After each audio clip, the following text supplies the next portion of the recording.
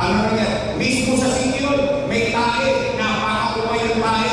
Sa tabi ng City Hall. Naalala niyo? Ang viewers ng Rochelle Anting vlog, please do subscribe and thank you for all your support. Toy, so, yeah, no? Ingat. It doesn't make sense eh. Nay, makalulog mo lang ako. Diyan yung mahalaga na ang leader, hindi niya alam ang katayuan ng kanyang pamamayan. Bakit? Online, schedule. Sige, sakyan natin. Una, anong kailangan mo sa online schedule? Cellphone. Hindi ba cellphone?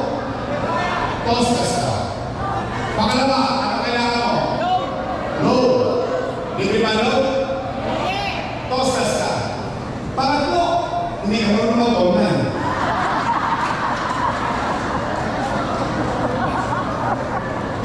Kapag-hindi ka lang, makaka-online ka. Hindi mo lang pinakahawagan ka rin pala.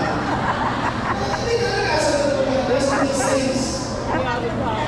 Nay, pangalawang pangalan, ayunin niyo. Sabihin niyo sa inyong mga mahal sa Diyos, may awa ang Diyos at sa tulong ninyo, nakabalik tayo. Ibabalik ko yung bakuna laban sa pneumonia para sa mga taon. Ibabalik ko yung maintenance na ipinagbabaka sa kalinyo health center. Ibabalik ko ang magandang na sistema ng health center sa Luzon ng Maynila. Pangatlo, pero kayo ang sasagot nito, hindi ako. Bakit? Kasi hindi napapansin ko. Pero hindi ko alam kung napapansin din. Dahil pag sa akin lang nanggaling ito, bias. Bakit? Kalaban ako sa community. Tama ba eh? Tama. Kayo tatalungin mo.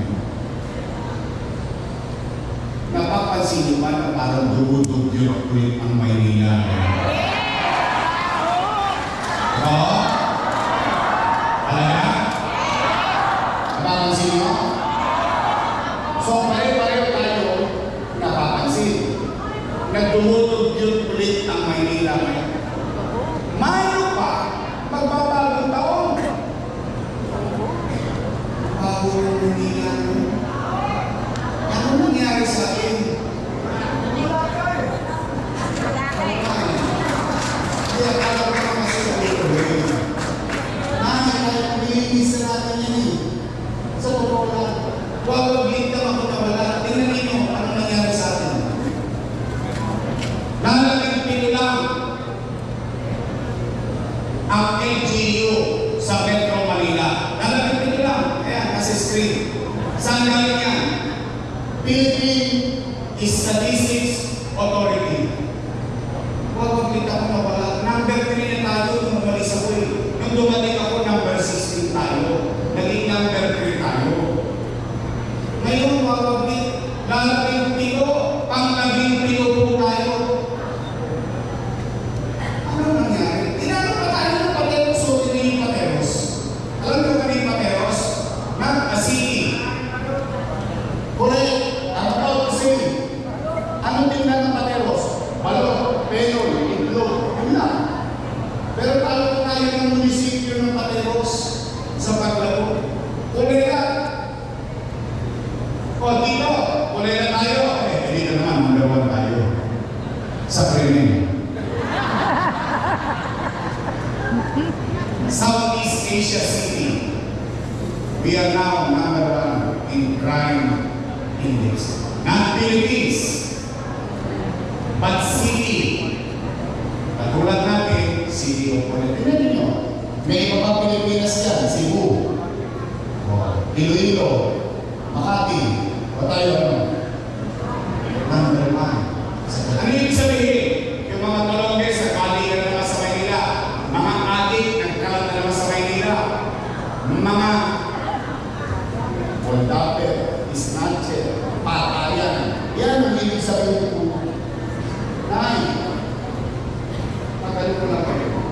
Naalala niyo ba dati, nararamdaman niyo na may gobyerno sa umaga, tanghali, hapon, gabi, hanggang madaling araw, may gobyerno sa lungsod ng Maynila. Naalala niyo ba? Na halos hindi na tayo matulog para palayasin yung mga Colombes na yan. Habang kayo ay palapag na natutulog, alam niyo sa labas ng bahay niyo, may gobyerno pa sa lungsod ng Maynila. Naalala niyo? Gusto niyo lang ibalik niyo? Gusto niyo lang ibalik ang mabilis na kumilos sa gobyerno? Ay, Lord, ako. Help me, make Manila great again. Pangalawa, para huli na. Para huli na. Disposin eh. Alam mo kayo ng buong? Kaya kung umabot kami ng alauna, mag-aabot ko sa Caro Lopez. Pero ito yung pinaka-importante. Papo, bakit? Usapin ng pera ng taong bayan. Halaga yun sa inyo. Naman. Importante yun kasi pera niya yun. Ipinagkatiwala niya sa amin. Tama ba rin? Nay, tulad ko ako. Nalulungkot ako dito sa mga dati kong kasama. Dati, puro sila papuri. Papuri ng papuri. Kasama si Bengo. Yung congressman yun. Puro yung papuri. Lahat yan sila. Hindi yan malikakaila. Ay, natatawa. Hindi ko. Real talk lang sabi ko sa inyo. Hindi naman ako sinungaling sa inyo. Pero pag-uusapan natin eh. May aaminin ako eh. Kasi wala naman akong pinunti. Nung araw ko sila papuri, ngayon ako na ang pinakamasama sa mata nila. Ang sabi, si Yorme, maraming iniwang utang. Narinig ko. Narinig ko rin. Narinig ko bang sinabi nila yun? Yun din ang narinig ko. Sinabi nila sa akin. Tanong, gusto nyo marinig ang sagot?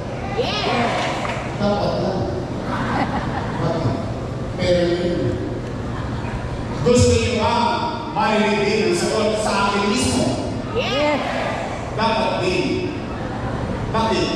Ang leader should not be ashamed.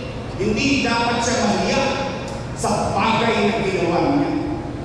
Ang leader, pinaninindigan niya yung bagay na ginawa niya para sa kanyang nasasakupan. Ang leader, lahat ng responsibilidad dapat akuin niya pag siya ang leader ng isang syudad. Hindi siya dapat manisi magturo ng ibang tao. Tama po ba?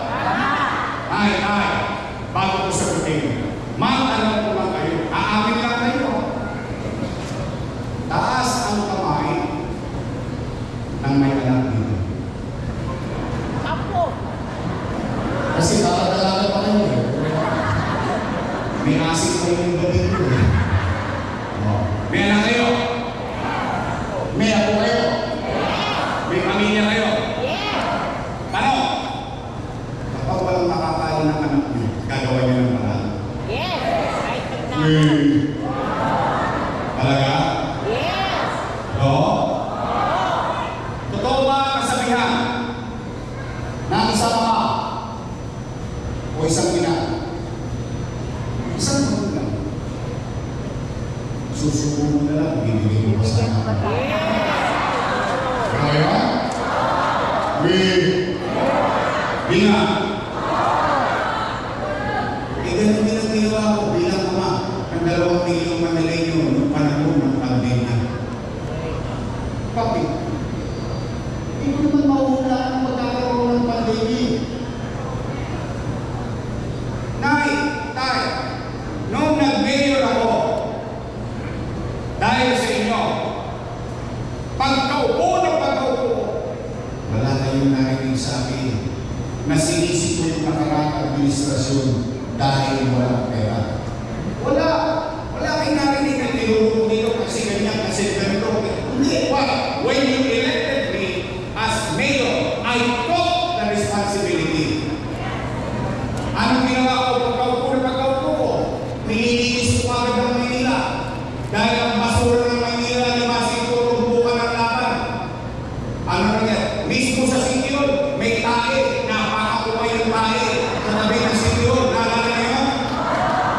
maglilinis ko Maynila. For the first time, lalo na kayo, mga taga-district 2, kayo unang-unang na tinapag ito. Sa hinahaba ng panahon ninyo, ang dami ng daang mayor, never nabuksan ang Recto, Wandona at Soler. Sa panahon ko lang, nagalit ulit ng tao bayan ang Recto. Ano mo eh? Inulit ko mga tulong kasi hindi na ako mapagkatulong araw-araw, madaling araw, umiikot kami para itabog yung mga tulongis na yan. Inausap ko mga negosyante, bumalik sila dito para maghanap buhay. Maghanap buhay, makapapigay ng trabaho. Pati matanda. Alam niyo, yung mga matatanda, napakiusapan ko Jollibee, McDonald's, Chowking, sabi ko, pwede yung mga sino-sinisin ko. Bigyan mo ng trabaho, yung mga gusto ka magtrabaho. Umahanap na tayo. Lahat ng ginagawa natin sa Maynila, ginawang DILG Memorandum, ipinagagawa sa buong Pilipinas. Umahanap tayo, nilipat tayo, boom! Pader. Nabangga tayo ng pader. Bakit? Ang pandemya. Ano ito ng pandemya? Wasak ang ekonomiya. Dino, ng Maynila, hindi. Ng Pilipinas, Hindi.